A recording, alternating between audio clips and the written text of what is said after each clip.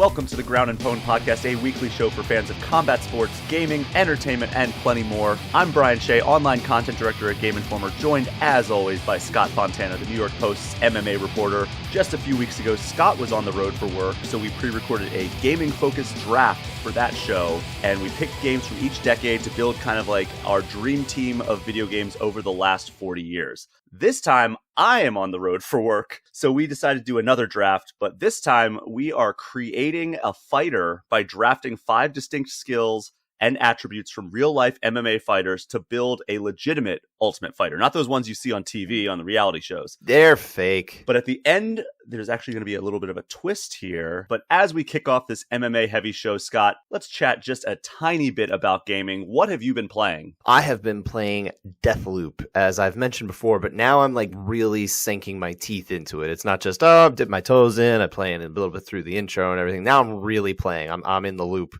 The loop of death. The loop of death. That is what it is.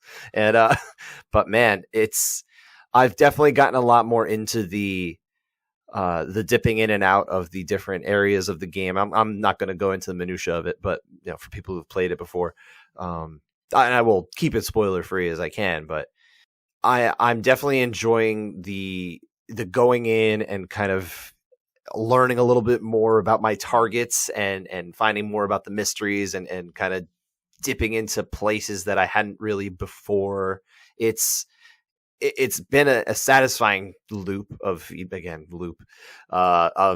I guess, of kind of going in there and trying to understand what the challenges are and how to accomplish what I'm ultimately trying to do, which is take out all of my targets in a single day. Yeah, it's a very interesting puzzle. The way they describe it is a murder puzzle. And that's fair. It's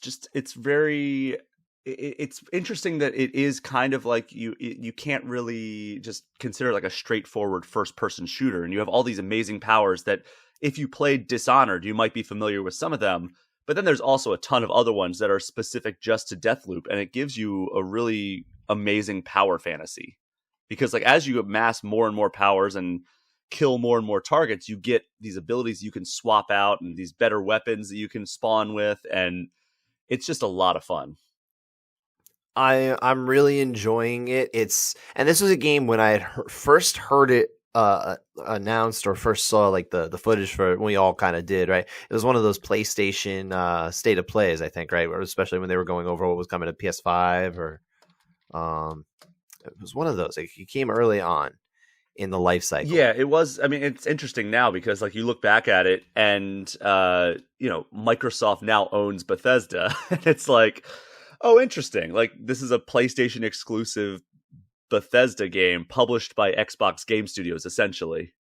More or less, yeah. Not in so many words. Yeah, but it's just it's such like a weird thing because like this was an exclusive game that was agreed upon prior to this deal. So to have it switch over to Xbox ownership, it's like, that's weird. I mean, I'm assuming at some point, I would imagine some point this year, honestly, that Deathloop will come to, or in the next year, that Deathloop will come to Xbox. It'll get there as soon as they possibly can, I would think. But I mean, it's a great game. It is a great game. I think it definitely got all the accolades as far as one of the top games of that year. I don't know that did it win any of the top prizes? I don't think so. It was nominated in most of them, I think, right? For most of the big awards. Yeah. That one, that doesn't surprise me because again, I liked the Dishonored games. I was really into those. And this one, I don't want to say if it's like better or worse yet. I'm still playing it, so it's kind of hard to say. But I'm having just as much fun, and I think it actually the fun factor is a little more up because it's less. I don't want to say. I guess serious probably is the word, right? It's just not It was a little more tongue in cheek humor, I guess, like more overtly so. So there's a little more of that, which makes it just a different kind of vibe as you're playing through the game. And the Colt and Juliana dynamic is super good. So just kind of laying the groundwork there, like the premise is like Colt wakes up and he's kind of like just stuck in this time loop and he's trying to stop it at all costs. And Juliana is trying to protect it at all costs and keep the time loop going. And so it's kind of develops like this cat and mouse style game. And you play as Colt the entire time, unless you want to invade somebody's game where they're playing as Colt, and then you take the form of Juliana, and it becomes like this kind of like adversarial multiplayer experience within that player's game. And if you kill an invading Juliana, you get a ton of perks. Like you get a ton of like loot that you can pick up and everything. And it makes it worth it to not just run from her. Like facing her is a really good way to power up your character. You kind of can't run from her, is my experience. Like, she kills you once. If you're trying to go back and do what you got to do, you kind of have to do it again. I mean, you can't. I guess in theory, you could just try to like turn the tunnels back on, because the tunnels will shut down that allow you to leave the level. Should that happen, but more or less, she kind of seeks you out like pretty good too. There's a little bit of. Especially because I'm not playing against real people. Mm-hmm. I turned that off because I kind of just like my solo experiences. Yeah. And sometimes I feel like when I'm doing PvP, I'm not as good. So I'd rather not have my day ruined by some invaders. So I'm like, all right, I'll deal with Juliana, but it could be CPU Juliana.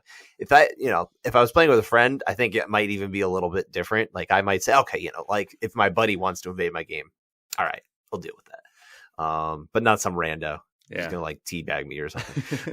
Oh, they will, and either way, like whether they kill you or they don't, they're gonna teabag you, and even if it's while you're shooting their head off.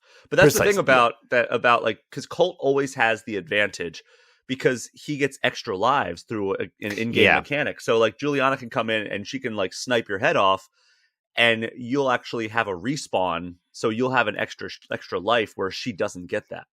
Yeah, like I can give you an example. Last night there was a moment I was playing, and she invaded my game, and I was like, okay, drop what you're doing. Got to brace for this, right? This is kind of how it works.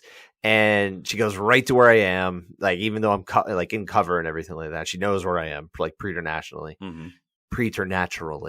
and I wasn't ready to face her because she had this particular power that makes her a lot more powerful, like hit harder and take more damage and that kind of thing. She's much more spongy, right?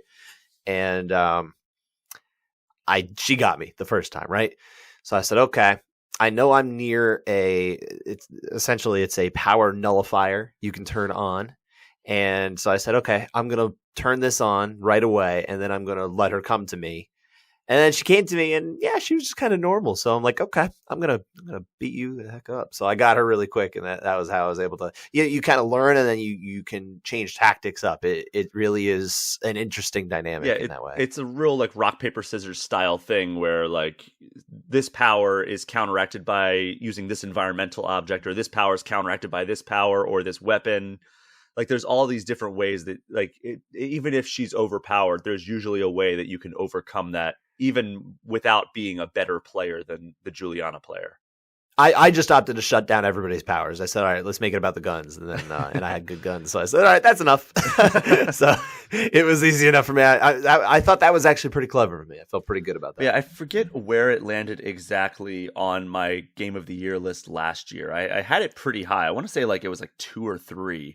Okay. On my overall, I'm scrolling through my lists here. I have all my notes on my iPhone, but I can't find it immediately. That's all right. Rather than make the audience agonize as I scroll and stumble through my words, I'm just going to say it was high. It was behind Very high, yeah. Returnal, I think, was like one of the only games that was ahead of it. I will say, so we had the draft last time, right? And when we did the draft, I didn't have as many games that had come out in 2020, 2021, 2022 that I really wanted to like draft, right? But it's heading in the direction of a game that I would put in my list. Wow, yeah, it's very good. There. But again, I'm also behind, so I've not played as many games that have come out in that time. So keep that in mind. But yeah, it is really good. I was on our cover story team. Like I didn't write the cover story, but I was involved with doing all the interviews with the director, the art director. I think like the gameplay designer, and they have you can tell they understand. They learned so many lessons from making games like Dishonored and Dishonored 2 and Death of the Outsider. Like those are games that they were like, okay, we get it. Like we understand how to make a really cool game that gives you amazing powers that, sometimes you want to use action and like combat. Sometimes you want to use stealth and like get around it like in different ways. And we can give you powers that complement whatever play style you want to make. And that is never more evident than in Deathloop. Like, they give you all the tools that you need to take on whatever challenge you want in whatever way you want. And that's so smart, the way they design the games that way. Yeah, I would agree. But what about you? What are you playing? So I've been playing 2 games. One of them is out. One of them comes out today. Ooh. So the first one I've been playing, I've been getting caught up on some games that I missed earlier this year. Sifu. Have you played? We were talking about this around when it came out. Yeah, so it's not perfect by any means, but man, are there some cool moments in that game. Like, early on, like, I don't know if you ever watched like the Netflix Marvel movies or the Netflix Marvel series, like Daredevil. Yeah. Do you remember like the hallway fight scene where he's just like running through these like henchmen, just like beating the crap out of him in like this tight hallway, and it's just in Daredevil, yeah. Yeah. That's a very well known scene from those series. Yeah, there's a scene like that early on where, like, normally the camera's behind the character. Okay. This time the camera swings out to be like a side-scrolling thing, and you just methodically like work your way through these guys, like just like doing melee, these different attacks. So basically, it's a martial arts game. Like, you're going through. It's like an homage to like the old like kung fu movies. So like you're like far and away the best martial artist in this game, except for like the main big bad, it seems. I'm very early on still, but like I'm going through this hallway, and like the enemies are coming at me one by one. I'm just dismantling them with like these quick strikes and everything. And then this guy with a crowbar comes at me, and I grab the crowbar out of his hand, and then I'm just whipping this crowbar up against people's skulls. And it is so satisfying because like you can execute finishers if you land enough damage, or like you hit enough successive hits. Like, you can land like a cinematic finisher.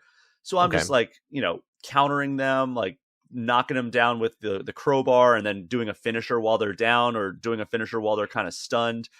And it's just a really satisfying combat system, and it's rewarding because like I'm still learning new things. Like, all right, well, this is like how you dodge a high attack. This is how you dodge a low attack. And like, it's the same button as like parry. So like you can transition seamlessly from just trying to parry or block to actually like kind of checking a kick, or like ducking underneath like a high strike. So like it's a really, really well-crafted combat system. Unfortunately, there was a glitch on the boss that I got to the last time I was playing. Ooh. And I had to restart the entire level, which sucked.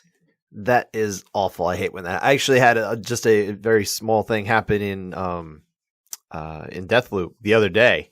It was, I went into the menus, and then I tried to get out of the menus, and I couldn't get out of the menus. And apparently this is a glitch that like has not been addressed, which is very annoying to think about a game that's been out for almost a year, that they haven't addressed this very well, this noted thing that's really just in the menus, and they haven't gotten to that. So I didn't really lose much progress. It wasn't like it wasn't a run through the particular level I was in where I was either had done much or was going to do much. So fortunately I wasn't going to like lose a ton no matter what that happened. But now I'm very aware of when I go into menus, I'm like, okay, be really careful about this.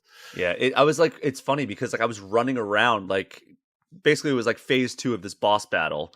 And I beat phase 1, and then I'm into phase 2, and I'm like running around in this area, and I'm like, I got hit one time from like a projectile, and I'm like, what the hell was that? It looked like almost like a bug bit me. And I was like running around this area, listening to this music, trying to find the boss. And I'm like, is this the boss mechanic? Like, I'm trying to find him, or like, is he going to jump out of the shadows? Like, am I just not encountering him?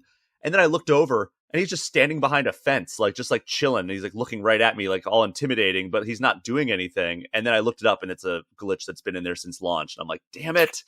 See, that's honestly really obnoxious when you get games like that realistically, like there are major glitches or noteworthy glitches that you kind of expect them to have ironed out several months after release. I mean, when did the game come out? It was February or March? February. Yeah. We're talking about 6 months ago. Like, they're either going to get to it this point or they're not. Come on. Yeah, hopefully, I mean, I haven't gone back to try to like retry it, but like if it happens again, it's going to be one of those things where it's like, maybe I don't play this game anymore, which sucks because I'm really liking it so far. Mm-hmm. Yeah, but who wants that? Like, that's where like, I'm on the side of the developers, right? I'm on the side of the developers because they're the ones who are putting in the time and making the game, and they have to deal with all, they're the worker bees. Like who hates the worker bees? Like they're the ones that they're like us, right? Or at least like me. I don't know, but but when developers, they're just like us. they're people too. No, and what I mean by that is, they're not telling everybody what to do. Yeah. It's not they're not higher up, so they just have to deal with kind of the same, grindy BS, right? But when you get to a situation where there's a game breaking glitch or that type of thing, 6 months later, it's like, come on, guys. I don't know if maybe that gets deprioritized too by maybe their higher ups and that kind of thing. I mean, almost certainly does. Yeah, but man, what the hell? Yeah, it's annoying. It is what it is. But I'm also playing a game that is out today called Blossom Tales 2. Okay. The Minotaur King is the subtitle here. So this is not related to the TV series Blossom. This has nothing to do with Mayim Bialik. It is. I have no idea what that is. What? What is You never heard of Blossom? No. What is it? It was a big 90s show. You've never heard of Blossom? That's where Joey Lawrence was on it. Mayim Bialik. You don't know this show? By the way, I'm sorry. It's called deal. The Minotaur Prince, not The Minotaur King. The first game is called The Sleeping King, so I got a little cross-wired there. I see. But yeah, Blossom Tales 2, The Minotaur Prince. It is out today on PC and Switch, and I've been playing an advanced copy of it. Okay. And basically, the first game was like a straight homage to Legend of Zelda: A Link to the Past. And kind of SNES style graphics, that style of gameplay, like you're running around with a sword and a shield. And I loved that first game. I think I gave it an 8 out of 10, and I am really enjoying this game too. I'm still kind of working through it as of time of recording, but I'm having a blast with it. The dungeons are well designed so far. The boss fights are entertaining and unique, and the gameplay feels a little bit short up from the first game.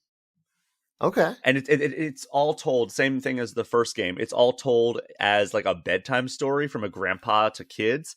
So there's kind of an unreliable narrative part where okay. Where that's cool. Sometimes the grandpa will be like, oh, and then they encountered this giant squad of octopuses, and then a kid will chime in and be like, I don't like octopuses. I want them to be chipmunks. And then you can choose as a player if you'd rather fight octopuses or chipmunks.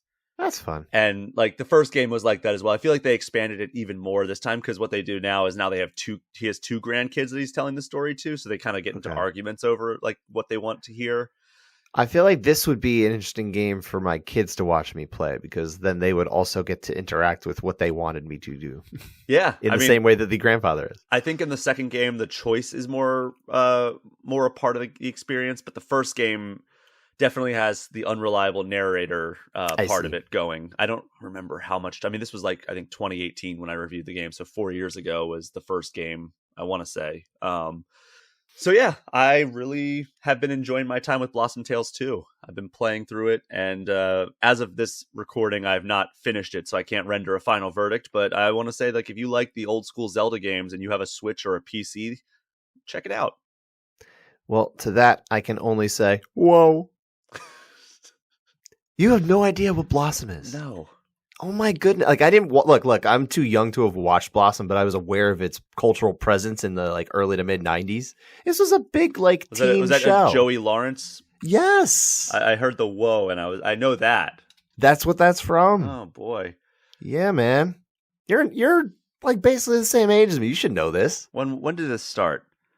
It was NBC. Blossom. Okay, just let me click into the Wikipedia page. There we go. 1990 was when it debuted. Okay. Yeah. But it was big through the time we were again, 1995. What year were you born? 87. So yeah. Okay. So I should have watched that. Yeah.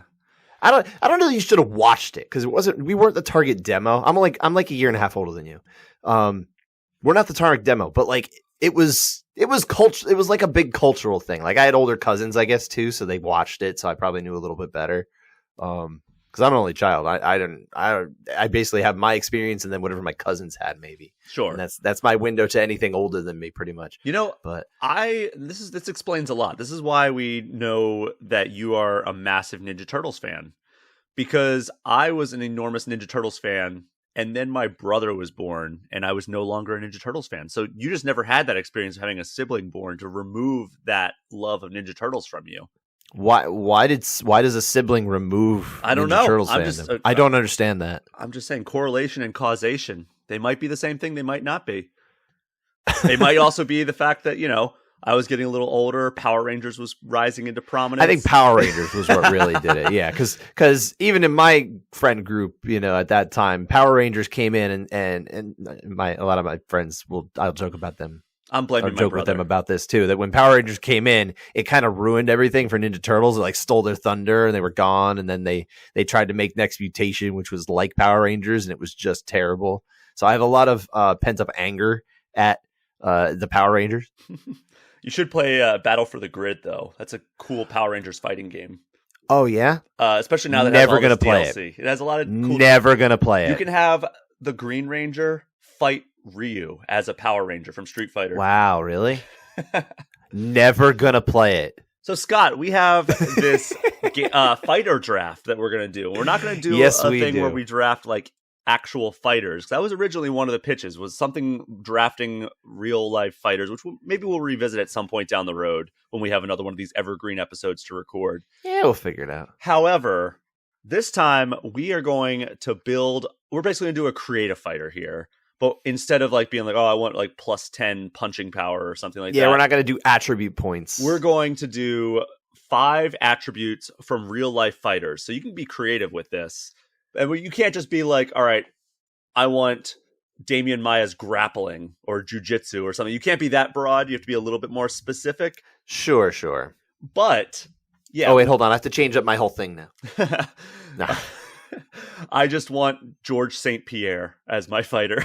I want him to be George St. Pierre's everything. Yes, but also have all this other stuff. Yes, that's my number 1 draft pick. George St. Pierre's everything. All right. Yeah. So we are going to go back and forth. We'll do a random number generator here. We'll do the serpentine. You pick 1, I pick 2. We'll see. Well, while you do that, I'll also explain that I think what we're talking about is we kind of have a blank slate of a fighter that will be a general fighter, right? I would say anything we don't discuss, either me assigning a negative trait to your fighter or you picking. You ruined the twist. Did I? So yeah. Oh well. We're gonna pick 5 positive traits for our fighters, and then at the end, we're each going to get to choose 1 negative trait to assign to the other fighter. But as Scott was getting to, anything we don't discuss, we're just going to assume is average for that fighter. Yeah, I think average, general, competency in that realm. Right? It's not that it doesn't exist. It's just all right, if we don't get to my fighter's kicks, it's all right, we're just going to assume that's average. They're capable. Functional. Yeah, functional. It's a part of the repertoire that you don't necessarily think about, but you acknowledge is there. All right, so I'm going to do a random number generator from 1 to 10. You tell me if you want even or odd. Give me even. It is even. Do you want to go first, or do you want to have 2 picks after me? You know what? You can go first. Oh, you deferred. Oh, man. All right. So, you know what? I am going to kick things off with one. Is it kicks? It is not kicks. Oh, okay. I'm going to take the big man, Francis Ngannou's punching power. Okay. That is going to be my number 1 pick here. There were a few that I was toying with as taking number 1, but man, just the way that I've seen Francis Ngannou turn some people off, just basically the Windows shutdown sound plays in my head when I see him punch somebody. I got to see it in real life when he sent Junior Dos Santos to the land of wind and ghosts. Yeah, that he did. What do you remember, distinctly, thinking when you were coming into that fight? I was all right, well, JDS has the experience. He's a good boxer. Maybe he can keep it at range if he comes in smart. And I remember at the at the open workout, which I did attend, he came out, and JDS, being his amicable self, very, very friendly gentleman, comes out and he sees like the posters hanging up on the Mall of America, which is where it was. Mm-hmm. And he points up at Francis Ngannou and he's like, who wants to see me knock that guy out? And I'm like, don't do it. Don't try. Just play it smart, man. Come on. And then he didn't play it smart.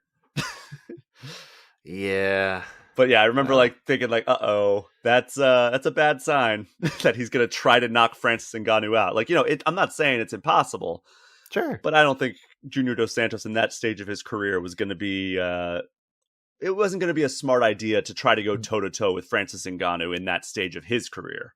The fire he was playing with was probably too hot. Yes, yeah. Indeed. But yeah, I remember thinking like, yeah, he's probably going to get blown out. But like, you never know. When it's like a less experienced guy against a more experienced guy, maybe we get a Frankie Edgar versus Yair Rodriguez type situation where the wily old vet takes him and shows him a thing or two about life in the big city. But no, that's not what happened with Francis versus JDS. Okay. Yeah, that is true. But yeah, I mean, we've seen just a vulgar display of Francis Ngannou's power over the years, and that is why it's my number one pick. No, I mean it's a solid good pick. You can't really fault that one. It's just a game changer at any point. Like you can't ever really be like, oh yeah. Even in the Stipe fight, the first Stipe fight, you were like, well, all it takes is one punch and every round starts standing. So you never know.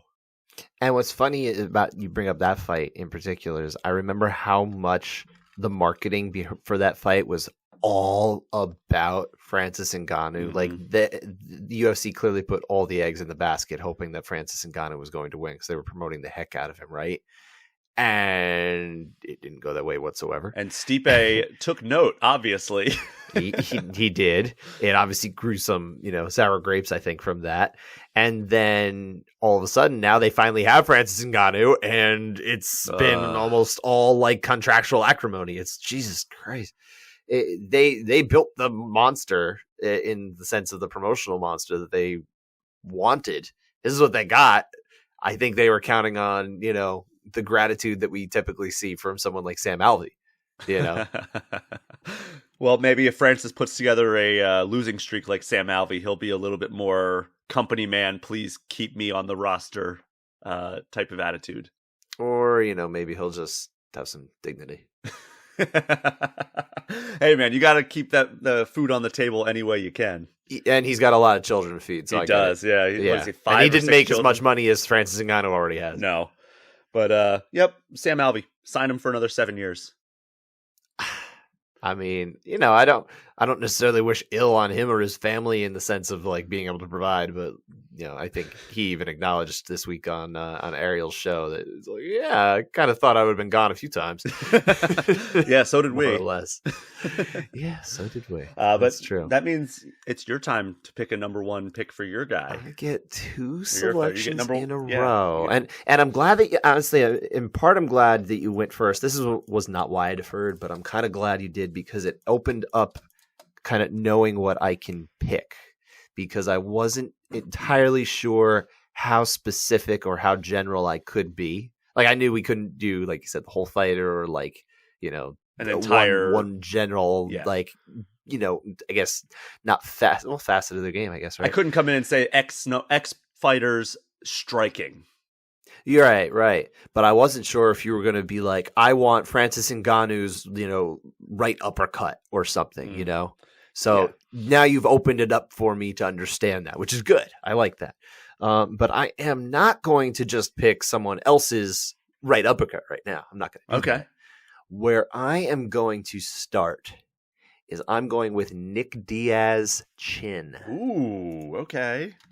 Now talk to me about why that is your number one pick. Like, because a chin a chin and like toughness. I mean, even talking to DJ, I was talking about Justin Gaethje, and I was like, man, he's so exciting and he is so tough. And he was like, does toughness or chin make for a good fighter? And I was like, it's a component of a good fighter. It can be a component of a good fighter. So talk to me about why this is a number one pick and not later down the line. Well, now you're making me feel bad. But no, but seriously, like the thinking here, it's twofold. One, I see value in having a very strong chin, right? Because it's in theory going to prevent one way of losing a fight, right? Mm-hmm. Where you're, and the idea here is that Nick Diaz has not been knocked out in 20 years. Now, granted, he was inactive for a good chunk of that, but like his only knockout on record that where, yeah, and to be clear, when I say knockout, I do mean where he was actually finished by strikes and not in his most recent fight where it was considered a retirement. He said no mas. Fight. Yeah, no mas situation. So this is a different beast we're talking about where no one has landed the blow he really doesn't get like super right even when he's hurt in fights against Takanori Gomi or Paul Daly. Like he can weather it, he can come back. Like that's such a game changer in the fact that it allows you that other chance to like, okay, kind of like what I was describing in Deathloop where, hey, I got knocked down, but now it's like, okay, I can reevaluate, I can come back from this and I can put myself on. And also if you're knocked out, or if you're knocked out, but let's say you took one to the chin, right? You're a little hurt. Maybe your opponent's pouring it on, but if you survive that, what does that say to your opponent? Oh man, I used everything. I don't know what I've got left. It's that kind of thing. And we've seen that happen so many times. Oh yeah, absolutely. We've definitely seen it, and I feel like this has again happened to Nick Diaz before. But the other reason why I picked this particular one, number one, is because it counteracts your trait. It does. But to a degree, at least. Does anybody survive a clean shot from Francis Ngannou? Both. It does. It's somebody who is probably similar size to Francis Ngannou who has Nick Diaz's chin. That's true. That's kind of the thinking there. It makes sense, right? Yeah, it does. It's a good counter to mine. Mm-hmm. But that brings us to your second pick. My second pick. This one is going to be Max Holloway's volume striking approach. Ooh, okay. And by that, I'm thinking, okay, this is someone who, now we've seen obviously fights against Alexander Volkanovski. It just doesn't work out as well for him, right? He gets back down and that kind of thing. But when he is on against literally anybody else he's faced, more or less, Dustin Poirier, who also was the more powerful striker, and also Max Holloway has a hell of a chin himself. He does. But now we got Nick Diaz's chin in there, so it's even better. So he knows he can walk. He's got that ability to like, okay, I can take these punches. I can move forward through this if I need to. But when Max Holloway is moving forward and he's got that volume approach, I mean, there's really just not, I think, anybody who can put it on better in terms of swarming, overwhelming, constant damage, never stopping. Like the Brian Ortega fight in particular, you just think back to that one and it's like he literally didn't stop attacking at any point. There's guys who reset, right? It's like, okay, I put it on, I need to reset a little bit, figure it out. He just kept going. And you can point to that round and be like, okay, that he did that one time. He basically did it again to Calvin Kattar. Yep.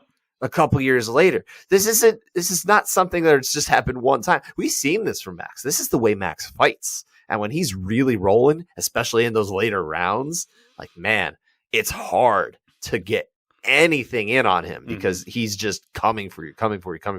It can be overwhelming. So I really like that as an approach. Does that make sense? Or? Yeah, it does. And I actually was struggling to come up with like the best attribute to put on my draft board from Max Holloway. I thought like, all right, maybe like, his kickboxing or his boxing, or maybe even just like his late round momentum gain. Cause he always seems to like fight downhill, right? Like where it's like, even if he starts a little slow, which isn't even a given with him, but he's always going to pick up the pace as the rounds progress. And I thought about that. And then I ultimately did settle on putting volume striking on my draft board because that is kind of like just his best trait, I would say. Sure. And like also like you could even have said Max Holloway chin, because that's a man who's never even been knocked down. Sure, absolutely. But I definitely feel good about both of the traits that I selected. No, for sure. And curious where you're going. He's fought some hard hitters too, like you said, Dustin Poirier. He's fought Conor McGregor. He's fought Jose Aldo. He's fought the best of his division. And he's never been knocked down, which is crazy. It is. So yeah, Max Holloway could have been your 1 and 2 picks for completely different reasons, but no, I like the diversity in adding Nick Diaz instead. Sure. But yeah, so now I have 2 picks here. Yes, you do. Use them poorly. I think I'm going to go with just a horrifying combination with my Francis Ngannou power. Okay. Demetrius Johnson quickness. Okay. Could you imagine somebody as frightening. Quick as Demetrius Johnson and as powerful as Francis Ngannou? That is, yeah. Good That's God. pretty scary. So, yeah. I mean, I remember watching, like, I think the fight where it was most apparent with DJ and how quick he is was Wilson Hayes. Okay. I remember, like, you know, people were talking up Wilson Hayes, like, all right, this guy is a freaking amazing fighter. And you're like, okay. I never bought in, to be fair. But, like, people were talking him up, and I'm like, okay, maybe this is one, like, I really need to watch. And, like, maybe I missed something with, like, Wilson Hayes, and, like, I just wasn't caught up on, like, his career or whatever. And fair enough, because, you know, I didn't really pay attention too much outside the UFC and at the time. And also, like, you know, the 125 division, aside from DJ and maybe Joseph Benavidez, wasn't really a division back then that I was, like, super invested in. Okay. And then I watched that fight, and I was just like, oh my God. Wilson Hayes looked like he was moving in slow motion compared to DJ. Sure. Like, I remember Wilson Hayes throwing combos where DJ was like a second and a half ago. And it was like, good God, like, how does a human move so fast? And now, I don't mean to, you know, talk down on Mighty Mouse, because I have amazing respect for Mighty Mouse as a fighter. And I'm actually supposed to be speaking with him the day before this episode comes out. So by the time this episode comes out, I should have already spoken with him in the city. But Wilson Hayes was not the type of fighter that they built him up to be in the promotion, I think. Sure. But it's one of those situations where he didn't really have as many real strong foils, I think, in that case. But that doesn't defeat your point. I mean, it's still true. I mean, he was still a UFC level flyweight at the time, fighting a guy who just, I mean, it was almost like one of those moments where you would see Anderson Silva just completely style on somebody who was just basically like, all right, we got to throw him somebody. And then he basically enters the matrix against that person. That's what this felt like for DJ, where it's like, all right, they're throwing somebody at him because he needs a fresh challenger. And then it's like, oh, well, this is why we've run out of challengers, because DJ is so good. And one of his best attributes is how quick he was. He was lightning personified. Yeah, I mean, even at this stage in his career, he's probably still quicker than most, but yeah, he's obviously just getting a little older, but I don't think that changes. Again, I think when we're also thinking of these guys, we're probably thinking more about like their prime, their ideals. Yes. You know, when we pick our traits, we're not saying, oh, do you mean, you know, now when he's washed, or, you know, something like that. That's not what we're talking about. Yeah, like if I picked a Ronda Rousey trait, I'm not talking about 2022 Ronda. I'm talking like 2015 Ronda. You mean how well she sells her moves in the ring? Now I'm debating, like, what do I want to do with my next pick? Because there's a couple that I could go here. Because you're obviously building in a certain way I can pick up. However, do I want to make it a little bit more well-rounded? Because that's the question. There's 2 directions I could go here. I could really just buy in with my current thing. Mm-hmm. I think I'm going to hold off. I think I'm going to go Khabib Nurmagomedov's ground control. Okay. Because once Khabib gets on you, you're not going to get him off, more than likely. Right. Like, he is top control, yeah. You mean, right? Yeah. But, like, you know, just his ability to hold somebody and impose his will on the ground is just unlike anything I've seen. Yeah, I struggled with the idea of maybe going in that way and maybe trying to get something from Khabib. But do you also inherit his prowess with the Dagestani handcuff? Yeah, that's part of the top. That's part of the top control. Sure. I'm just double checking how this works. Yeah. Okay. Yeah, I mean, it's just anything that he can employ when he is in control on the ground. Sure. Like, I'm not going to include ground and pound in this, but like his ability to. Yeah, I feel like that would have to be separate. To keep you, I would fight in the positions that he wants to be in. Okay. Yeah. No, how can you go wrong with that from Khabib? Because but really, when we're talking about Khabib, that is definitely one of his strongest assets. Yeah. And I mean, I think you can go in other directions with Khabib in that particular area, but that sounds like the best way that I would go about it. It's hard too, so because, like, he has great submissions, he has great ground and pound, amazing takedown. So like there was really any of those would have been great picks, but I mean, and even just his doggedness in the way he'll keep coming at you, Yeah, I mean, it's just I think of the Michael Johnson fight often because I was at that fight. And give me my title shot. Yeah. Now I was up in the arena. I wasn't cage side for that one. They had media. Some media was cage side, and some media was staffed much higher up at the Garden. They have like this. I don't know if you've been to Madison Square Garden in the last few years, but it was a press box. It was they had press seated there, but it was, they call it the Chase Bridge, and it's like all the way up like at like the fourth level. Okay. So you're like kind of looking almost right down into it, which is kind of a neat view in and of itself, but you're much farther away, obviously. So didn't hear. You do watch a decent amount of it on the screen. Okay. But you're also like right next to the screen. So it's like watching on a giant big screen TV, but you also get the arena there. Oh, that's cool. It's a different feel. It's kind of a weird thing. Like I don't hate it. I really don't at all.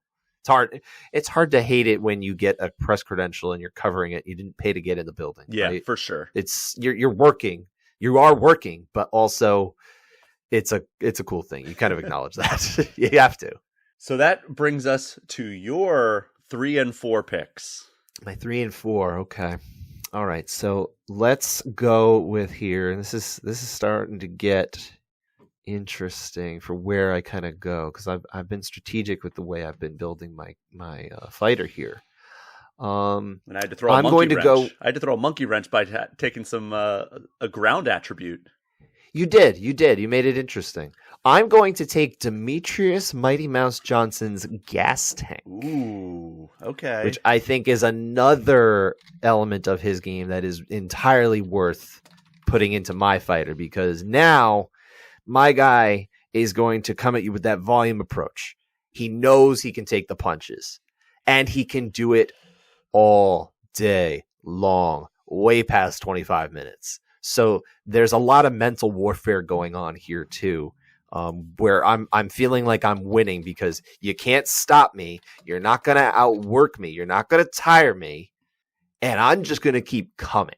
I mean, he did the mighty whiz bar round 5, 3:15 in. So like, and don't forget that the I believe it was Kyoji Horiguchi where he tapped him out with 1 second, with a second left in the fight. When I talk to fighters, for my Q&A series, one of the questions I like to ask them is, who in MMA do you most admire? And a lot of times I don't get a very good answer, or sometimes they'll just name somebody who was important to them, which, hey, perfectly fine.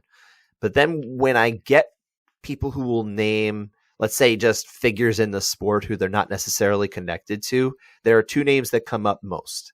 George St. Pierre is number 1, and number 2 is Mighty Mouse Johnson. And Jim Miller, of all people, named Mighty Mouse Johnson. And one of the reasons is because he respected just how much even when he was winning a fight near the end, he was looking to finish it. He really wanted to finish. He has a lot of respect for people who are trying to end a fight and not just win a fight. You can tell that's the way he fights too. I mean, how many times have we seen Jim Miller come out, win the first round, and kind of blow his load, so to speak? And it's kind of just, all right, now we got 2 more rounds where he's looking, he's trying to win, but he can't finish it. So that speaks to the mind of Jim Miller in that sense. Yeah, Demetrius Johnson is, from all the interviews and everything that I've watched and listened to and even sometimes conducted, Demetrius Johnson is as respected in the fighter circle as he gets. Absolutely. 100%. He's a fighter's fighter. I definitely want him to be able to go all day. I want my fighter. I feel like we should give them names so that we can just refer to somebody instead of my fighter, right? I don't want it to be me. It's not me. It's Scott Fontana. No, it's not me. I don't know. Scott Fontana with the Nick Diaz chin. I wish I had a good name, but we'll move on. We don't need that. So yeah, that's my traits now. Like I said, I've got Nick Diaz chin. I've got Max Holloway's volume striking approach, and I've got Demetrius Johnson's gas tank. Right. Yep. But so right now, I don't. Demetrius Johnson, the first fighter to get 2 picks. That's right. He's two traits that we decided we wanted to take. I mean, one of the greatest obviously. of all time, so it makes there sense. is a good reason for that, and because he's the flyweight GOAT, and a real GOAT, and not just the best guy we've had. Like he's a legit greatest of all time level fighter that we should be talking about many years down the road, right? And I love that he knows it too. Like when I brought that up to him when we were playing EA Sports UFC 3, like in the Game Informer office one time, and he came by. He was in town for the Super Bowl, and the game was just coming out around then. And that the big thing with UFC 3 was like become the GOAT. And I was like, I was like, some people would consider you the GOAT. And he just looks like, yeah, they would. But you know what? I think he's definitely not the braggart type, though. No, but he's self-aware. He understands. He is self-aware. And also, I think probably he's just like, yeah, they would, but he's also not commenting specifically on what you're saying either. He's just acknowledging what you're saying. But he knows he's good. He knows he's freaking good. Sure, he knows he's good. I mean, the man has won enough. There's enough, I guess, empirical evidence that says he's good. Did I ever tell you about the interview I had with him when he got put on the EA Sports UFC 3? Like it was like a re-release edition, and like anyway, it was like they chose the art, and it was like art from his first victory over Henry Cejudo, or his victory over Henry Cejudo.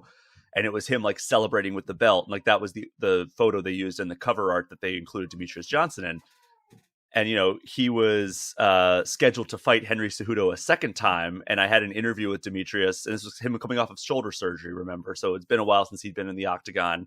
And I said, like the EA Sports curse, are you concerned about that at all? And I was like, and also, is it symbolic that you used a picture of your victory over Henry Cejudo when that's your next opponent? And he was like, no, it's not really symbolic because they chose the picture. It's just like kind of a coincidence. But, if I don't believe in the EA Sports curse, but, if it's my time to lose, it's my time to lose. I'm going to lose some fights more than likely. So like, I'm kind of at peace at that, but I don't believe in the EA Sports curse. And then of course he lost a very close fight that a lot of people consider him to win.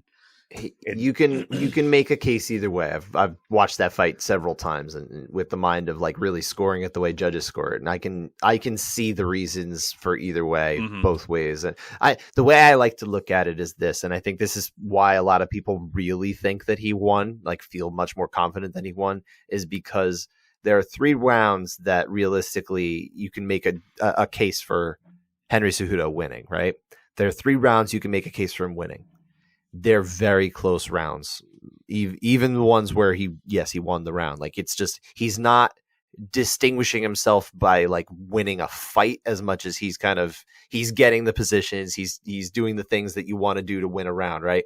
When Demetrius Johnson wins his other 2 rounds, he won those rounds. Like he definitely was, he was winning the rounds more clearly. Yeah. And that's why, I think there's a lot of room to improve, and I don't want to go into scoring thing here, but like there's room to improve the scoring in the sense that like, man, if we only had different degrees to rate these rounds, then we could actually say, okay, rather than just saying, oh, he won more of them, which is really what it comes down to. It's really just, it's a quantity over quality thing when it comes down to this in a lot of cases, 95% of cases where they want 10-9 round. But if you can change the quality that you're rating these, then it really improves, and you say, okay, Mighty Mouse Johnson maybe gets, even people talk about half points. Maybe he gets like a 10, 10-9 in those rounds. It could just even be 10-9, but then in the other rounds, Henry Cejudo gets 10-9 and a halves, right? Yeah. And that changes everything because at that point, you can say Henry Cejudo won more rounds, but really Mighty Mouse Johnson won the rounds in a better way. So he actually still wins a very close fight. But then you break the flow of Bruce Buffer saying 29-28, 29-28, and 30-27. You're going to have 0.5s in there, and then it's going to throw the man off. I do hate fractions, fraction scoring. I like I'm actually a math guy. Man, like, screw I kind of like fractions. Math, but yeah, F them. But no, I like fractions. I like math, but also I hate it for MMA scoring because the way I look at it is we've seen people have trouble to add up 10s and 9s. How are we going to get them to do fractions now? Yeah. Like that's crazy. I say we go all the way to eighths of a point. Yeah, let's do that. Like just like when you're rating Game Informer, they do half point, right? They do quarter half points. Point ratings. Quarter point. Okay, quarter point is not terrible. I don't love when I go to like a game review site and it's like, oh, it's a 9.3 or like a 9.38. I'm like, come on. 9.38. There's no way you evaluated it that way. Yeah. It's just too much. You don't need to even comment. I'm not, people in the industry. I can just say that as the outside. Well, you have to take into account that, like, essentially, if you have a 10-point scale and you go down to the quarter, that is like, that's like a 40-point scale. Sure. If you do a 10-point scale, if you're utilizing that whole scale, which I feel like a lot of gaming sites don't really use all the way down to 1, right? We're not seeing games that get rated 1. We don't do it that often. We have given games 1s and 2s. Okay. One of them was Hulk Hogan's Main Event, I believe, and that was a Kinect game back in like the Xbox 360 days. Kinect sounds like it's ripe for getting a 1 out of 10. Back in the day, like former Game Informer editor Dan Reichert did that review, and we used to have bullets that were like, graphics, gameplay, entertainment. Those, yeah. And under the entertainment bullet, you normally put like something like Hulk Hogan's Main Event is a slog that shows that motion controls aren't quite where, like, that would be like kind of like a summary type of thing. Yeah. For him, entertainment, he put not applicable. That is good. So that brings us to your number 4. Yes. So it's like I said, just to recap here, I have Nick Diaz's chin, Demetrius Johnson's gas tank, and Max Holloway's volume striking approach. Give me Kamaru Usman's takedown defense now. Okay. So you're not getting me on the ground now, because now we've seen I have not built a fighter that's necessarily the strongest on the mat. I don't have any traits now that are going to help me get there, right? So I said to myself, okay, we're gonna build not a one-dimensional fighter. I guess in a sense he kind of is, but also he's a fighter who he engages you in a certain realm that he would prefer to be at, and that is standing. I am this throws a monkey wrench into what I want to do with my last 2 picks. I'll be honest. I'm glad that I've done that, actually. However, that's nice to hear. I think I have some ideas, but we're going to keep talking about tomorrow. I should probably say, before we kind of move on, Kamaru Usman, I went to the records and the stats and everything, and it says, okay, who has the top takedown defense of all time? Oh, wow. And he is the one who has 100% takedown defense. And I feel like, okay, when you see some names up there that have had, 95%, 96%, whatever, John Jones is very high up there. I think he only got taken down, what was it, by Daniel Cormier, was it? Yeah. I believe so. And then he right? wasn't even, I don't think he was held down for that long, was he? Exactly, yeah. But with him, I just don't think that the skill level of the wrestlers that John Jones has faced over the years measures up to the skill level of the wrestlers that like Kamaru Usman has faced. In particular, I'm thinking of Colby Covington, right? My brother-in-law is a big fight fan. When I say a big fight fan, I think he watches more of the bigger fights, but he's into it, right? Really likes Colby Covington. We'll just leave it there. And he really just refused to believe that the wrestling advantage was anywhere but in Colby Covington's corner, because he was a Division I wrestler. He did all that, and Kamaru Usman was a champion, but a champion at what, Division II or one of the lower, maybe NII. I can't recall exactly. So like he kind of used that as like, well, that's the measuring stick, and I'm not trying to throw my brother-in-law under the bus necessarily, because he's a good guy. But I think you can't just look at fighting as, okay, well, where did they come from? What makes them better? It's like, how does that apply to mixed martial arts? Like, how do they apply their wrestling in particular to mixed martial arts? Some wrestlers, as I understand it, and I'm not a wrestling expert by any stretch, but some wrestlers have games that can they're more conducive to the way takedowns are applied in a fight, right? Their skills are there. They can get their shoot takedowns. They can stop themselves from getting on the mat, very cleanly, especially against certain approaches in mixed martial arts, right? Because there's a preponderance of a certain type. Mm-hmm. So on the whole, I look at the totality of that and I say, okay, Kamaru Usman, he's much more impressive in the fact that he's never been taken down. Yeah.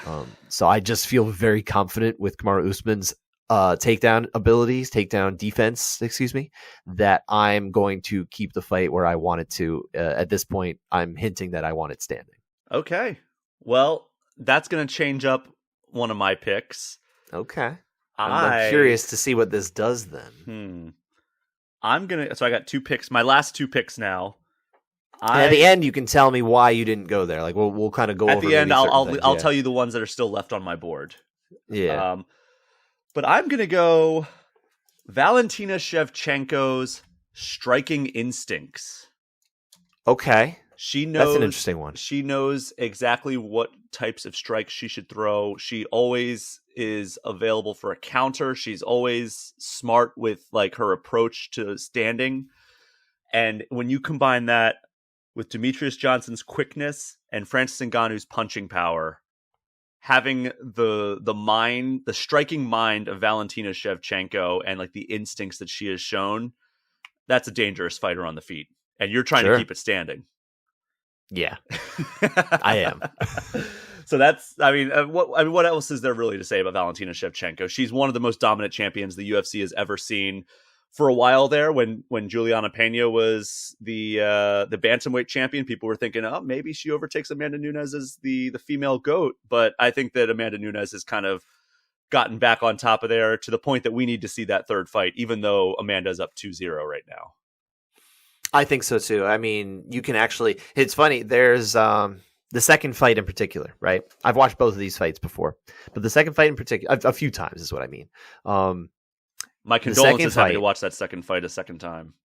What's that? My condolences trying to watch that second fight over and over again. It's not awful. It's not awful. It's just not an entertaining fight. No, it's not an entertaining fight. But it's not Rose Esparza. Don't get me wrong. I have watched Rose versus Carla Esparza several times, and that is the one where you need to send me a card. But the other fight, it's okay. But the thing about that fight is, if you look at the scorecards of that fight in particular, Amanda Nunes wins a split decision. But if you go round by round, there are 3 rounds in which Valentina Shevchenko won at least 2 of the 3 judges' scorecards. So that is to say, she won 3 rounds in that fight on aggregate. Okay. So she should have won. From a certain perspective, she actually did win. That's not the way the rules work, of course. We acknowledge that. But there's a way to look at that fight and the way it's scored and say, well, shoot. I mean, a majority of people thought that she won 3 rounds. The people who actually adjudicate on that, too. That's where it starts to get a little fascinating.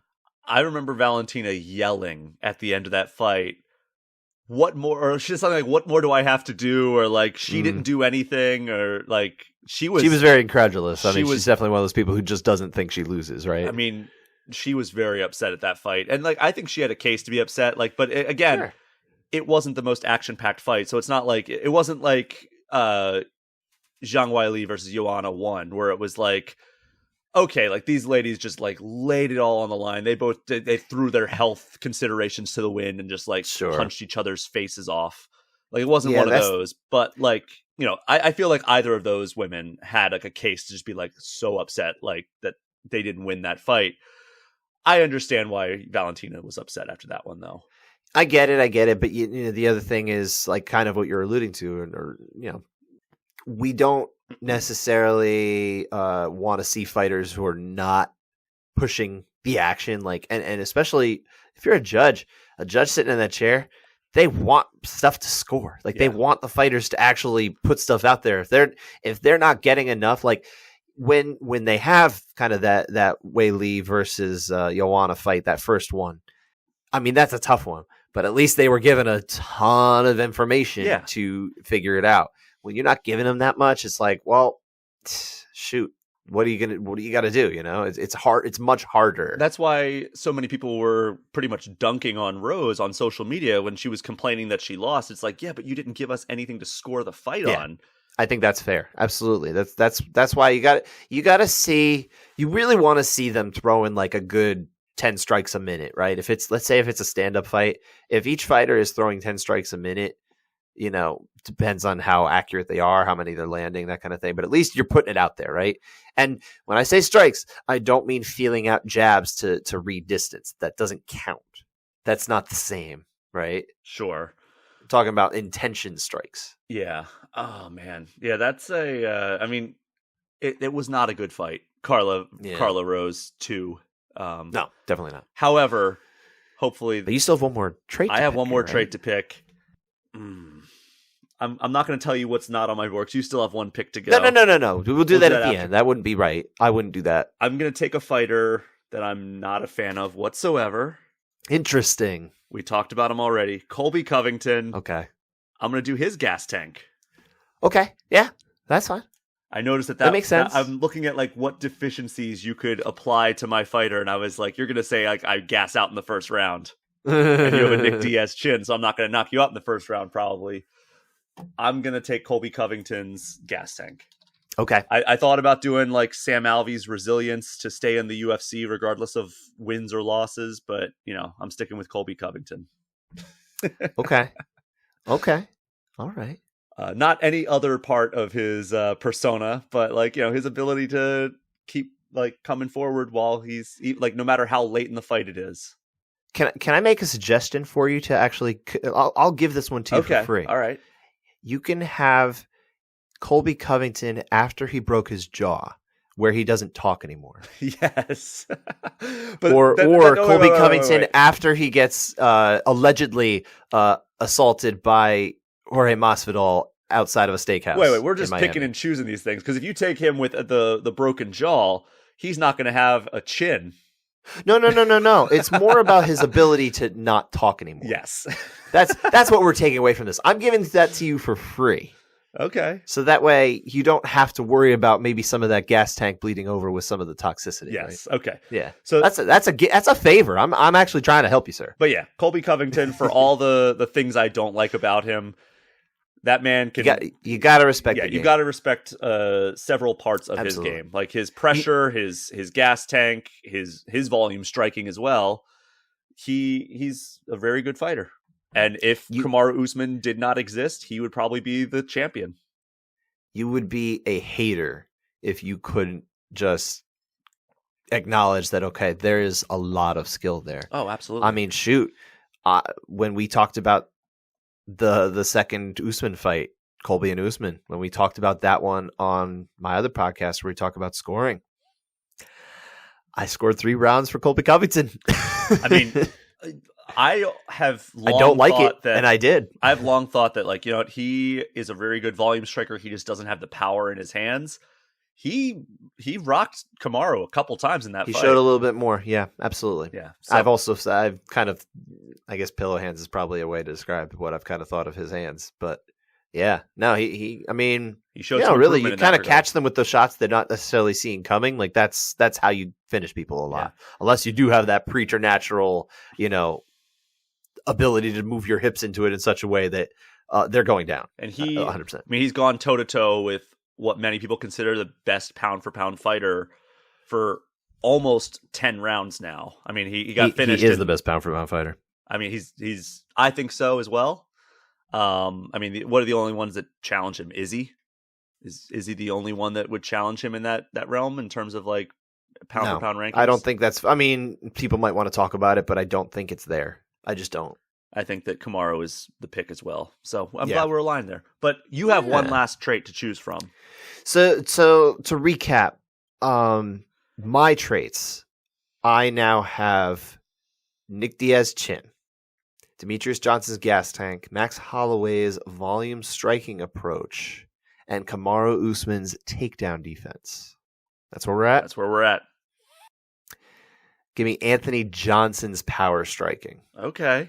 All right. Because, yes, it's not Francis Ngannou, but I will tell you, I purposefully chose Anthony Johnson, even knowing I could have maybe put down Francis Ngannou. And the reason is because not only is his power with his hands, and not only is he not a heavyweight, his power is such that I feel like it transcends the fact that he's just a large human, right? Mm-hmm.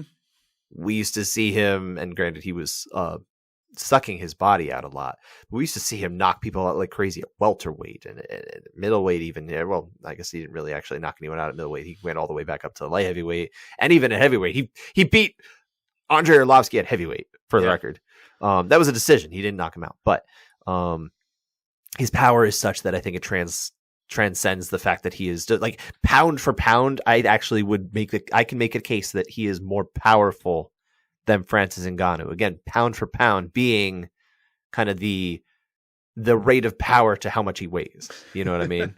I like that. Like we're getting into like the real nitty gritty here, and like this fantasy world of like, all right, well, you got more power, but I got more pound for pound power. It's like, all right, yeah, but also it's not just that. It's not, but because it's not just his hands. He's got these crazy powerful kicks too, right? Okay. He's got head kick knockouts on his record.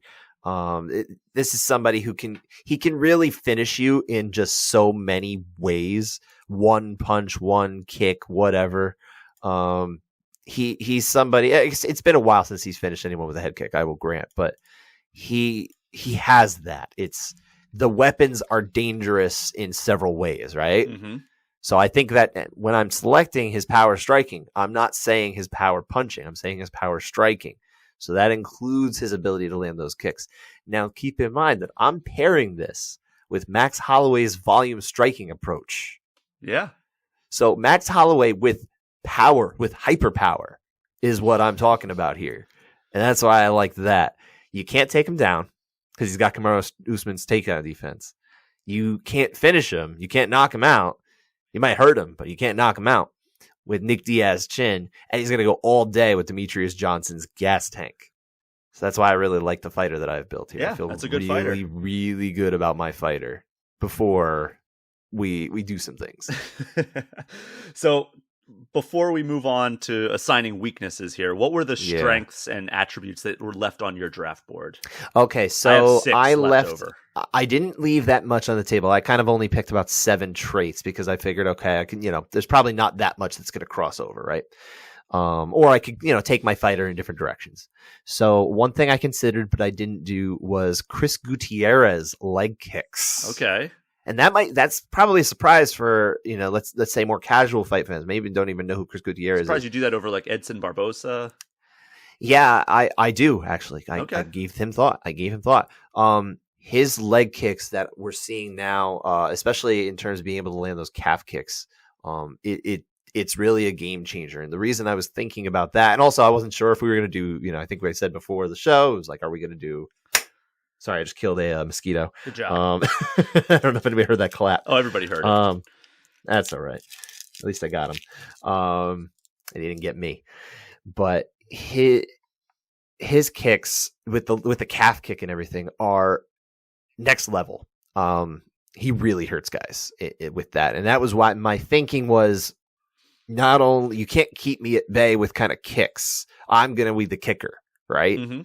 I'm going to be, because Max Holloway doesn't work that into his game. And my thinking was, okay, maybe if I add that in, then I don't have as much like of that Alexander Volkanovski kryptonite kind of. So that was kind of where I went with that. And then the other trait that I left on the table, and I'm glad I left this on the table because I didn't need it necessarily, but I think you know why I would pick it. Michael Bisping's ability to get back to his feet. Ah, okay. Also would have accepted Derek Lewis's ability to get back to his feet. No, minus I the like Daniel Cormier fight. I like the Bisping ability because that was something that really stood out to me during his career, even before he became the champ. Really, was just how hard it was to get him down. I think he was like, in my view, anyway. Maybe I'm mistaken, but in my view, he was one of kind of the pioneers of like really using the cage to get back up when he was taken. Because a lot of times, there was a time in the sport where it's like you don't want to get taken down near the cage because like you get pinned there. No, he used it as a weapon, and that's why now when fighters get taken out of the cage, like a lot of times they kind of just want to get to that cage so they can move back up. And I think he was ahead of the game on that, and he was always looking to use that. So because I have not built a fighter that wants to be on the ground necessarily, or is not. Let's say I've not built a fighter who is anything but average on the ground, I should say. That's where my fighter is because we've given them the average everywhere else, right? Mm-hmm. I don't need to be down there. So I'd rather get back up. So I left that one on the table. I felt like I had successfully built my fighter in a way that I didn't need to get that trait. All right. Well, let me run down my fighter, and then I'll tell you the ones I left on the table really quickly. Sure. Francis Ngannou's punching power, Demetrius Johnson's quickness, which, again, scary combination right there. Sure. Khabib Nurmagomedov's top control, which, I didn't choose any takedown stuff or anything like that. You have amazing takedown defense, but I have a feeling I could drop you. And then if I drop you, you're not getting back up. Maybe. You didn't choose Michael Bisping's ability to get back up. That's true. That's true. Valentina Shevchenko's striking instincts and Colby Covington's gas tank. So I think that's a pretty solid fighter as well. But here's the ones I left on the table. This was a fun one. I was just thinking of Justin Gaethje's excitement. Okay. I feel like he would be the biggest star on the planet if he was as exciting as Justin Gaethje and as powerful and as Francis Ngannou. Like, come on. Sure. But that I was like, but that doesn't help you as much in the fight. Correct. But he would maybe be the biggest draw in UFC history. Maybe. Although the way I'm building my character, I feel like that's or my fighter there. I feel like that's the kind of thing that's like, oh wow, he's gonna knock people out and he's gonna press it. Like, yeah, I'm thinking I've built someone that's gonna be that way. So this is the one that I pivoted away from when you took Kamaru Usman's takedown defense. Daniel Cormier's takedowns. Okay. And, when you countered that with that, I was like, all right, that might neutralize it. And you're already trying to keep it standing anyway. So, like, it's like when two great wrestlers go up against each other, it often becomes a striking affair. And I think that's what would have happened if I had great takedowns, you had great takedown defenses. Sure. So I left that on the table. This is kind of in line with your Nick Diaz chin. Brian Ortega Hart. Okay. Pretty much for the similar reasons that you had with Nick Diaz chin. But he quit. His shoulder popped out and he quit. Dude has one of the biggest hearts I've ever seen in any sport. I say that only because I heard people in Long Island shouting that in the cage. People are fools. They are fools. And usually it was a lot less, more colorful language. Of course. Being shouted, yes. It's Long Island. Anderson Silva, elusiveness. I feel like that would have been one that could have paired well with a lot of attributes, but I figured Demetrius Johnson quickness kind of might have covered me for that. I think maybe, yeah. I think you've got that covered. Dominic Cruz footwork. Okay. Just thinking of Demetrius Johnson's quickness, Francis Ngannou's punching power, Valentina Shevchenko's striking instincts with Dominic Cruz's footwork. Get out of here. And that would have been interesting. Yeah, that's interesting. Here's one that we mentioned, Ronda Rousey. Ronda Rousey's intimidation and head game. Okay. The way she would just get into her opponent's heads, and then it seemed like the moment was just too big for them. I can see that. That was one that there was an aura. I mean, I think Dana White liked to say, "Oh, it was like a Mike Tyson like aura," and it's like, okay. I mean, and Conor was also very good at that back in the day. Yeah, I guess. In his prime, when he wasn't throwing dollies through the windows. I think that was his jump the shark moment. Yeah. Like he was, I guess. I feel like he was still like top of the world. I mean, he still is, like, obviously like the biggest draw in the sports history, but like, I think that was when I was like, okay, I'm kind of starting to get over this guy. I would argue he jumped the shark with the Mayweather fight, but he made a lot of money in the process. Yeah, so I don't know. You can't really fault him for how successful that was. No, I don't. But it did change kind of the perception of him in a lot of ways, and I think in a lot of ways it kind of hurt him in the cage. Sure. I think he put too much emphasis in a different sport, and everyone else wasn't doing that. Fair enough. So, Scott, we're getting to the end of our show, but we need to pick a weakness for our opposing fighter. So our two fighters are going to fight each other. We're going to each pick a weakness. You won the coin toss, and I went first, so you get to go first on this one. I do, huh? Oof. That is tricky. I want to go with... I'm going to do for you, your weakness. Mm-hmm. Cody Garbrandt's chin.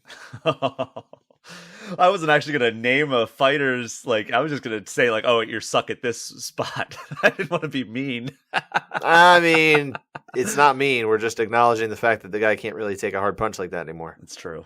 God, and that, speaking of Dominic Cruz, Cody Garbrandt turned in one of the greatest title performances of all time. It really was a fantastic performance. Yeah. I mean, you talk about a fight that like how I'm talking about with the Johnson and Cejudo fight. We're talking about the degree of rounds, right? There's like honestly 3 rounds you could give to Dominic Cruz in that fight. Judges weighed in on that, and I think realistically you can actually make a decent case that he won 3 rounds when you take out expectation bias and that kind of thing, where you were surprised that he was doing so well, right?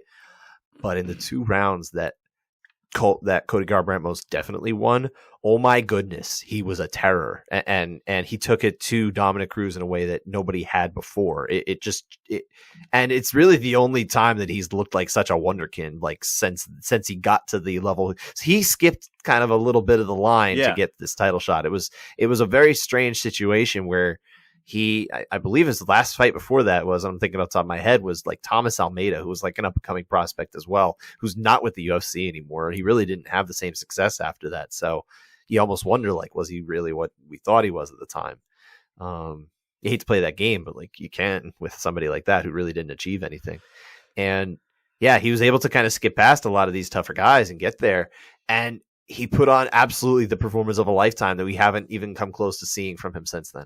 Yeah, and it's unfortunate because he did show such promise. And then, like, every once in a while, you'll get the glimpse of like, oh, he's really good. And then it's just, he's too inconsistent and he just can't take a hard punch. You're right. He really can't take a hard punch anymore. I don't know if he ever really could. I mean, for all I know now, I mean, I off the top of my head, maybe I'm wrong and I'm open to being corrected.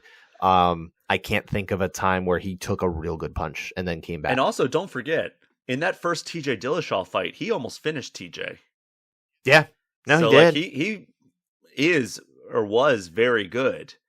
Very powerful, very, very, there is talent there. It never transcended beyond potential with him. Yeah, it's unfortunate. I mean, in a sense it did because he was the champion, but like, so there's a lot of people, a lot of fighters even who would say, you're not the champion until you defend your belt. He never did defend the belt, and he's never going to get that. Also, back I think at this point. That's BS. I think that I do too. I would agree with you. I put that out there, but I actually do agree with you. I think you win that belt, you win that belt. Yeah. But there is something to be said about there's a different level of a champion who, when they win that belt, they're able to hold on to it rather than just achieve it. But like, and that's why he's on the different level than, it doesn't even have to be, a George St. Pierre. I mean, you just think about, anyone who held onto the belt a couple times, Ben Henderson, somebody like that, an excellent fighter who realistically is a Hall of Fame level fighter, but didn't have as very long a reign at the top, Like, why do you think we look at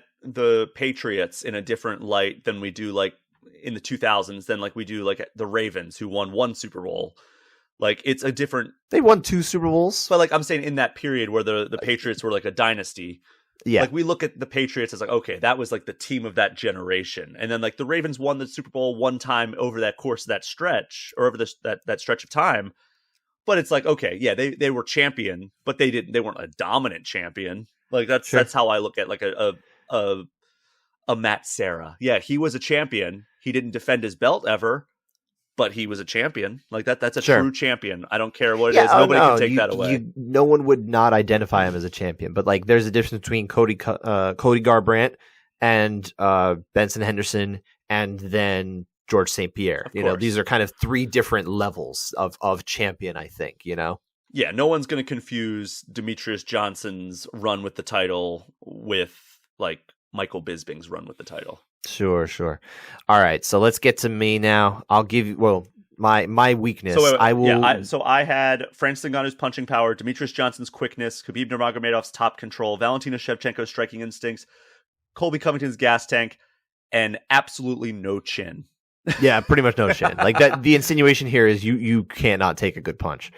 All right, so I'm going to run down your fighter, and then I'm going to tell you your weakness now.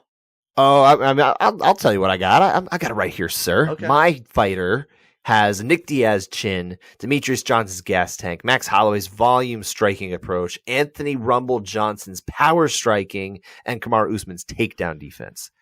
Hit me. What do you got? What are you going to take away from me now? You've got the shortest reach in UFC history. Oh! Good luck finding my weak chin. Gosh, who is that? I'm trying to think what fighter that would even be. Who's got like tiny little arms? You got little T-Rex arms trying to punch me. Goodness. I don't know. It comes to mind, and maybe I'm wrong here. I'm probably someone can point out like evidence that I'm wrong, but I think of the middleweight division. I feel like Deron Wynn has like very short arms. That's entirely. I mean, according for his weight class. According to you don't have to give me a fighter. You can just keep it. It's general, funny. Demetrius Johnson's leg reach is the shortest in the UFC, while Stipe's leg proportion is the shortest proportion. I don't know. For legs. For legs. I'm looking for arms. Yeah, I would love to know who the arms are. If we have that. That's an interesting weakness to have assigned to me. I feel like I can overcome that. I'm okay Lobov, with that one. Maybe? I don't know. I don't know. But yeah, neither here nor there. Neither here nor there. But we don't need to. I picked a fighter because I thought that was what we were supposed to do. But I'm okay with leaving it as you've got a glass jaw. I've got a glass jaw. You've got the shortest little arms you can think of, and still be a functioning human being. Oh, I can overcome that though. I feel like you've actually given me a good out here. I feel like oof, you could have done worse for me, sir. Well, here are the ones I left on the table. Okay. Poor takedowns, which I passed over because you don't seem to want to take it to the ground in the first place. No. Bad weight cutting, so you'll never even make it to the octagon. But say I have too good a gas tank, so I would have been okay. And no elusiveness to speak of. That would have been, if I was you, I would have chosen that one for me instead of the what you did. Strategically, sure, but the mental image of this guy with volume striking and power striking of Rumble Johnson, and then little tiny T-Rex arms trying to reach me with my Francis Ngannou power, and you trying to enter with my Valentina Shevchenko striking instincts, like.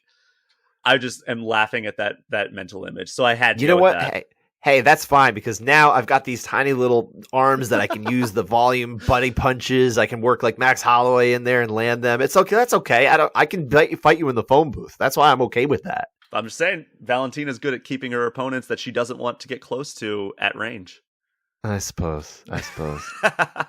But yeah, did you leave any weaknesses on the table? No, because I actually didn't make a list of them. I was really, in my mind, I was just going to play off of what you did. Okay. I mean, I made a list and then I played off what you did. So I didn't okay. I mean, that's smart. I purposefully chose not to do it. It wasn't that I ran out of time or anything like that. I was really just like, you know what? I'm going to wait it out. I'm going to see what kind of fighter he has built and where I think I can take advantage. So that's why I built an advantage that takes advantage of my skills here. You didn't say anything about a chin, so I said, okay, I'm going to take away your chin. Well, I knew because that I hit a lot harder than you. All right, or I hit just as hard, maybe, arguably. Maybe. But you won't take it nearly as well as I can. However, can you even reach me? I suppose. I should have. But if I'm landing my volume, in theory, I should be able. I don't know. It's interesting, right? I should have paired that with instead of doing Khabib's top control, I should have had Stefan Struve's height. Yeah. And then Valentina's striking instincts to keep that it would range. Have fun. That would have been fun. But yeah, I mean, I think that those are two very fun fighters that would have, it would be interesting to see them fight.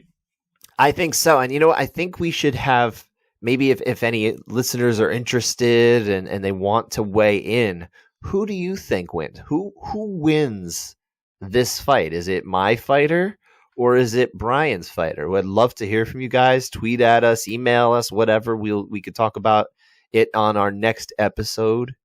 But I'm curious. I'd like to see who people think wins. I think it would be a fun fight for as long as it lasts, since we both punch as hard as anybody ever has in the UFC. True, but you're making it seem like, oh, we're gonna have this boring 5-round fight now. No, because you have your chin, so I'm just going to be unloading on your chin, and you're just going to be taking it, and you're going to be trying to enter with my Valentina instincts. Yeah, and I guess we'll Francis Ngannou power and Demetrius Johnson quickness. So I will say I like my chances. I will sit here and say I like my chances, but I do want to leave it up to our listeners to decide who actually wins. So we can leave it at that, right? But I think that's our show, man. I think we got it, and hopefully you guys had a good time. If you've got your own fighters you want to pick out, we'd love to hear as well. And if you like the show, subscribe. You found us on Apple, Spotify, YouTube, somewhere else. Kindly follow our social handles too. Brian Pichet, Scott_Fontana, Twitter and Instagram. Get at us. And of course, if you want to reach us with questions, feedback, topics you'd like to hear about, or just letting us know what you're hyped about, or telling us who you think would win this fight, hit us up at groundandpwnedpod@gmail.com or at groundandpwned on Twitter. Until next time, enjoy the fights, enjoy the games, and we'll talk to you next week.